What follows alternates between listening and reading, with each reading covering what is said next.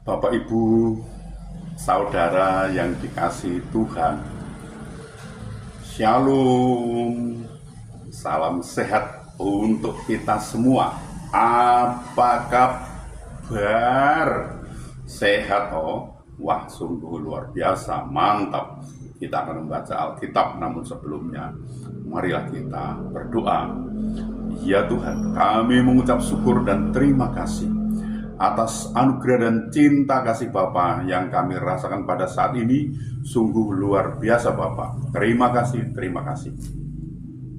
Bapa, kami akan membaca Alkitab dan akan merenungkannya. Berilah kami daya ingat yang baik dan berilah kami pengertian agar kami bisa mengerti dan bisa memahami apa yang Tuhan kehendaki kami bisa melakukan dan juga bisa memberitakan. Dalam nama Tuhan Yesus kami berdoa. Amin. Bacaan Alkitab dari Kisah Para Rasul pasal 4 ayat 11 sampai ayat 12. Yesus adalah batu yang dibuang oleh tukang-tukang bangunan, yaitu kamu sendiri. Namun ia telah menjadi batu penjuru, dan keselamatan tidak ada di dalam siapapun juga selain di dalam Dia. Sebab di bawah kolong langit ini tidak ada nama lain yang diberikan kepada manusia yang olehnya kita dapat diselamatkan. Demikian pembacaan Alkitab. Terpujilah Kristus. Terpujilah Kristus Yesus. Bapak, Ibu, Saudara, ingatlah bahwa keselamatan adalah rencana Allah, bukan rencana manusia.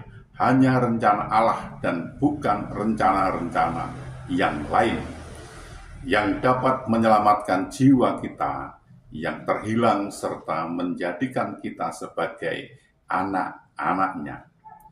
Memang banyak jalan menuju Roma, tetapi hanya ada satu jalan yang bisa memimpin kita kepada Allah. Jalan keselamatan Allah itu adalah melalui putranya, yaitu Yesus Kristus. Tuhan Yesus sendiri berkata, "Akulah jalan dan kebenaran dan hidup. Tidak ada seorang pun yang datang kepada Bapa kalau tidak melalui aku." Yohanes 14 ayat 6.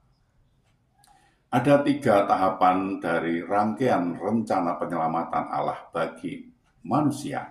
Yang pertama, melalui pengorbanan Yesus Kristus di kayu salib, di mana Ia membuang jauh semua dosa dan pelanggaran kita, serta menjauhkan kita dari maut yang merupakan upah dosa.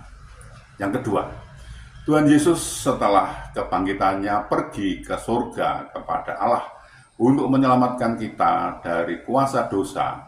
Kita diperdamaikan dengan Allah dan dilayakkan untuk datang kepadanya. Yang ketiga, Tuhan Yesus akan datang kembali ke dunia untuk yang kedua kalinya sebagai Raja di atas segala raja, untuk menyelamatkan kita dari dosa masa kini. Kristus hanya satu kali saja mengorbankan dirinya untuk menanggung dosa banyak orang. Sesudah itu, Ia akan menyatakan dirinya sekali lagi tanpa menanggung dosa untuk menganugerahkan keselamatan kepada mereka yang menantikan Dia. Ibrani pasal 9 ayat 28. Tidakkah hal ini hebat dan luar biasa? Bahkan untuk kita orang yang terhilang karena dosa sekalipun, Allah tetap mengasihi kita. Tuhan Yesus datang ke dunia bukan hanya untuk memanggil orang yang benar agar masuk dalam pertobatan, tetapi juga orang-orang yang berdosa. Tuhan menolong dan memberkati kita. Amin. Mari kita berdoa. Ya Tuhan, kami mengucap syukur dan terima kasih atas kesempatan yang Tuhan berikan kepada kami untuk kami belajar tentang firman Tuhan. Bapa, terima kasih. Berilah kami daya ingat yang baik. Dan berilah kami pengertian agar kami bisa mengerti dan bisa memahami apa yang Tuhan kehendaki. Kami bisa melakukan dan juga bisa memberitakan. Tolong kami Bapa. Bapak, kami juga berdoa untuk saudara-saudara kami, sahabat-sahabat kami yang saat ini sedang sakit, sedang ada kelemahan tubuhnya, mereka tidak bisa berbuat banyak karena sakit. Kami mohon belas kasih Bapak, tolonglah mereka Bapak, sembuhkan mereka, pulihkan mereka, sehingga mereka bisa beraktivitas kembali dengan menolongnya. Ya Bapak, kami juga berdoa untuk saudara-saudara kami, sahabat-sahabat kami, yang saat ini belum bisa memenuhi kebutuhan keluarganya. Mereka ada kesulitan masalah keuangan keluarganya, mereka tidak punya Bapak. Mereka sudah mencari dan mencari dan mencari dan mencari lagi. Namun sepertinya mereka menemui jalan buntu, mereka tidak bisa mendapatkan suatu apapun Bapak. Kami mohon pertolongan Bapak, tolonglah Bapak, bukakan jalan bagi mereka, sehingga mereka mencari, mendapatkan, bisa bekerja, bisa berusaha, bisa memenuhi kebutuhan keluarganya dengan baik. Bahkan mereka bisa berkelimpahan dan juga bisa menjadi saluran berkat untuk orang lain. Bapak, kami juga berdoa, kami juga memohonkan untuk saudara-saudara kami, sahabat-sahabat kami, anak-anak kami, yang saat ini sudah waktunya untuk berumah tangga, berkeluarga, namun mereka belum mendapatkan pasangan hidup yang seiman dengan mereka. Mereka sepertinya kesulitan untuk mendapatkan pasangan hidup yang seiman dengan mereka. Bapak, kami mohon pertolongan Bapak, tolonglah mereka Bapak. Bukakanlah jalan bagi mereka sehingga mereka bisa mendapatkan pasangan hidup yang seiman dengan mereka dan mereka bisa membentuk suatu keluarga rumah tangga bahagia dan sukacita dan bisa beranak cucu mereka ini. Bapak, kami juga berdoa untuk bangsa kami, bangsa Indonesia. Berilah kami sukacita, damai, sejahtera pada bangsa ini.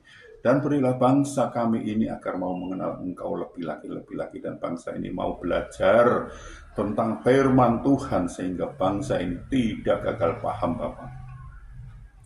Bapa, ini kami, pakailah kami untuk memberitakan firman, melengkapi kami dengan Roh-Mu yang kudus untuk memimpin dan membimbing kami dalam memberikan firman itu agar tidak keliru Bapa. Bapa, ampunilah segala dosa dan salah kami sehingga kami layak untuk memohon pertolongan Bapa. Dalam nama Tuhan Yesus kami berdoa. Amin.